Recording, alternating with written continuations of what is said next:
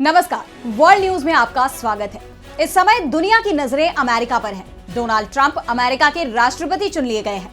Trump दावा कर रहे हैं वो दुनिया भर में चल रही लड़ाई रुकवा देंगे, लेकिन अमेरिकी चुनाव के बाद ईरान ने जबरदस्त पलटवार की तैयारी कर ली है। कह दिया है कि वो इजराइल पर हमला जरूर करेगा। तो क्या ट्रंप के शासन में दुनिया में बढ़ेगा टकराव? इस पर हम करेंगे चर्चा, लेकिन आइए जरा उन खबरों को भी देख लें जिन पर आगे होगी बात। ट्रंप के राष्ट्रपति बनने से हिंदुस्तान की बढ़ेगी मुश्किल। कनाडा में हिंदुस्तानी कैंप को किया गया रद्द। और चलते चलते में बात करेंगे जर्मनी सरकार घिरी संकट में। तो अमेरिका के चुनाव में डोनाल्ड ट्रंप को जीत हासिल हुई है। ट्रंप अपने प्रचार अभियान के दौरान दावा करते रहे हैं कि वो ताकत के बल पर दुनिया में शांति ला सकते हैं। उन्होंने रूस यूक्रेन युद्ध के साथ मिडिल ईस्ट में चल रही जंग को रुकवाने तक का दावा किया था, लेकिन ट्रंप के इस दावे का ईरान पर किसी तरह का असर होता दिखाई नहीं दे रहा। ईरान ने एक बार फिर इजराइल को एक बड़ा हमला करने की धमकी दे दी है। ईरान ने साफ कर दिया है कि 26 अक्टूबर को इजराइल ने उस पर जो हमला किया उसका जवाब जरूर दिया जाएगा। कब, ये ईरान तय करेगा। ईरान के रिवॉल्यूशनरी गार्ड कॉर्प्स IRGC के उप प्रमुख अली फदावी ने कहा कि जायोनिस्ट यानी इजराइल के पास हमसे मुकाबला करने की ताकत नहीं है। उन्हें हमारी प्रतिक्रिया का इंतजार करना होगा। हमारे डिपो के पास इसके लिए पर्याप्त हथियार है। वैसे चर्चा तो यहां तक हो रही थी कि ईरान अमेरिकी चुनाव से पहले ही इजराइल पर हमला कर सकता है, लेकिन ईरान ने आखिरी वक्त पर अपनी रणनीति में कुछ बदलाव किया। लेकिन यह तय माना जा रहा है कि वो इजराइल पर हमला जरूर करेगा। और ईरान के हमले के डर से ही बेंजामिन नेतन्याहू ने अपने बेटे की शादी का कार्यक्रम टाल दिया। वो खुद की सुरक्षा में जुटे हुए हैं। नेतन्याहू के डर को इसी बात से समझा जा सकता है कि उन्होंने अपने रक्षा मंत्री तक को बर्खास्त कर दिया है। इस बीच इजराइल ने एक बार फिर लेबनान पर बड़ा हमला बोला है। बेरूत में हिजबुल्लाह के कई ठिकानों पर एक साथ हमला किया गया है। इस हमले में करीब 60 लोगों की जान जाने का दावा किया जा रहा है। लेबनान के स्वास्थ्य मंत्रालय ने भी इसकी पुष्टि की। सबसे ज्यादा नुकसान बेका और बालबेक घाटी में हुआ है। कई लोगों को गंभीर चोटें आई और उन्हें अस्पताल में भर्ती किया गया है। इस बीच हिजबुल्लाह की ओर से भी इजराइल पर हमला किया गया। उत्तरी और मध्य इजराइल में लगभग 120 रॉकेट दागे गए, जिसमें इजराइल के एक सैनिक की जान जाने की खबर है। इजरायली सेना ने भी कहा है कि लेबनान की ओर से 15 मिनट के अंदर लगभग 50 रॉकेटों ने उत्तरी इजराइल के ऊपरी गलील में कई स्थानों पर हमला किया। इजरायली सेना IDF ने भी कहा कि 2 ड्रोन के जरिए लेबनान से इजराइल में घुसपैठ की कोशिश हुई, लेकिन इजरायली हवाई क्षेत्र में आने से पहले ही उन्हें रोक दिया गया। आपको बता दें कि गजा में इजरायली सेना का सैन्य ऑपरेशन लगातार जारी है और इनसे गजा में जबरदस्त नुकसान भी हुआ। वहां अब इजरायली हमलों से ज्यादा लोगों की जान दूसरे कारणों से जा रही है, क्योंकि गजा में इस समय आम जरूरतें की चीजें भी उपलब्ध नहीं हो पा रही हैं।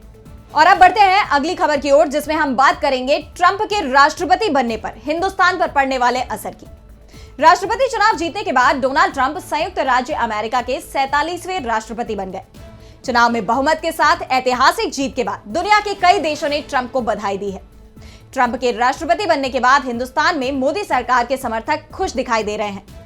लेकिन अगर ट्रंप की जीत को देखें तो इसमें हिंदुस्तान के खुश होने की कोई वजह नहीं दिख रही, क्योंकि ट्रंप ने पहले ही साफ कर दिया है कि उनकी नीति अमेरिका फर्स्ट होगी। ऐसे में हिंदुस्तानी पेशेवरों के लिए H-1B वीजा मिलने में मुश्किल हो सकती है। नौकरी में बेहतर अवसर के चलते हजारों लाखों लोग संयुक्त राज्य अमेरिका की तरफ अपना रुख करते हैं। अमेरिका जाने के लिए उन्हें H-1B वीजा की जरूरत होती है, लेकिन 45वें राष्ट्रपति के तौर पर डोनाल्ड ट्रंप ने अपने पहले ही कार्यकाल में H-1B वीजा के नियमों में बदलाव कर दिया था।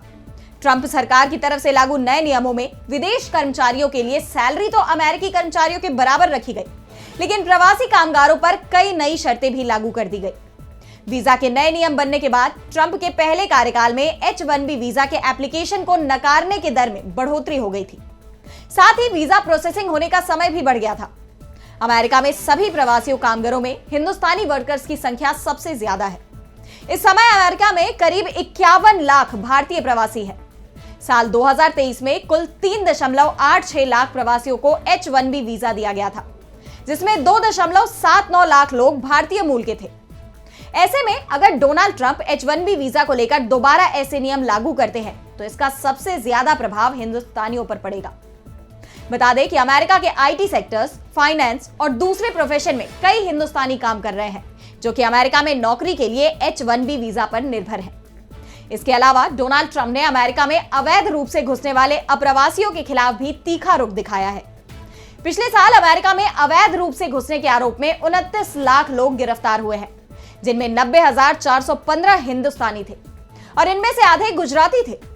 ऐसे में कई हिंदुस्तानियों को अमेरिका से निकाला जा सकता है जो अवैध रूप से यहां प्रवेश करने में कामयाब रहे हैं। इसके साथ ही ट्रंप हिंदुस्तान के कई उत्पादों में टैरिफ बढ़ाने का संकेत भी दे रहे हैं।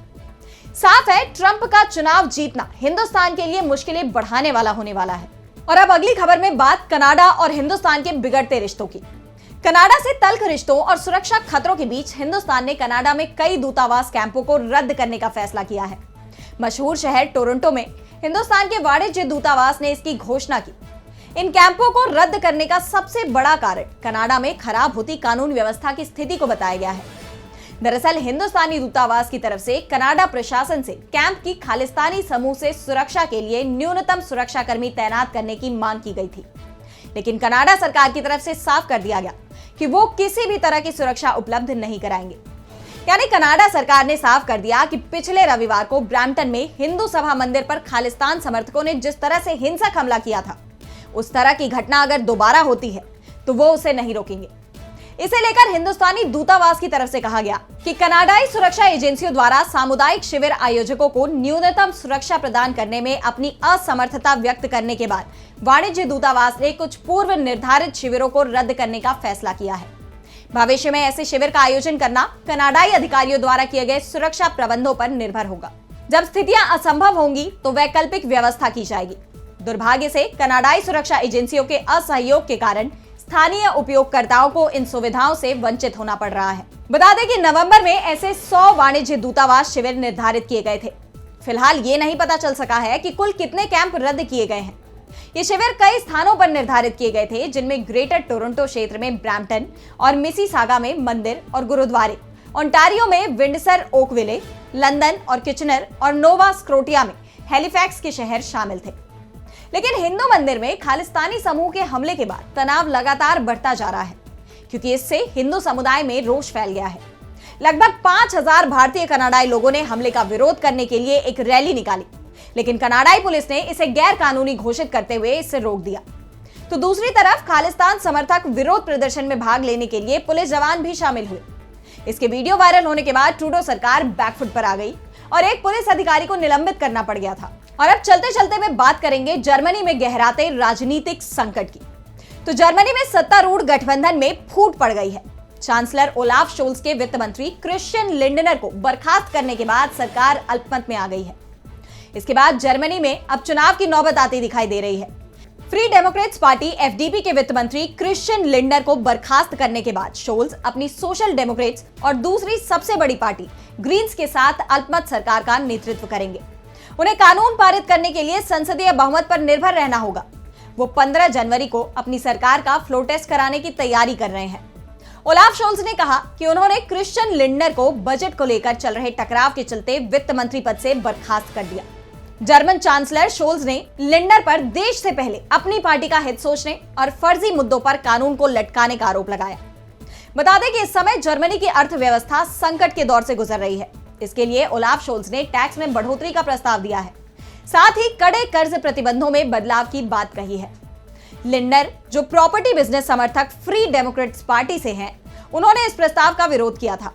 फ्री डेमोक्रेट्स पार्टी ने सोशल और पब्लिक वेलफेयर वाली योजनाओं के बजट में कटौती का प्रस्ताव रखा, जिसे शोल्ज और ग्रीन्स ने खारिज कर दिया था। सत्तारूढ़ गठबंधन में चल रही इस खींचतान के बाद ये अटकलें लगने लगी हैं कि क्या वर्तमान सरकार 11 महीने बाद होने वाले चुनावों तक बरकरार रहेगी या गिर जाएगी।